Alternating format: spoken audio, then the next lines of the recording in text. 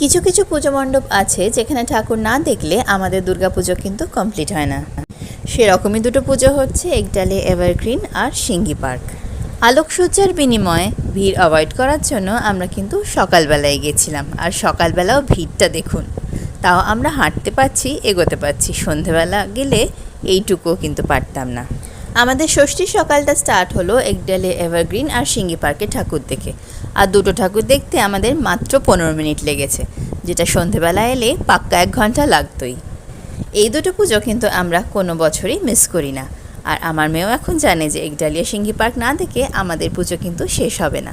আর এই দেখুন, এটা সিঙ্গি পার্কে ভিড় কিন্তু সকালবেলাও অনেকটাই ছিল, কিন্তু ওই দড়ি ধরা, আটকানো বা অন্য রাস্তা দিয়ে বার করা সেইগুলো কিন্তু ছিল না। যেদিক দিয়ে ঢুকলাম সেদিক দিয়েই বেরোতে পারলাম।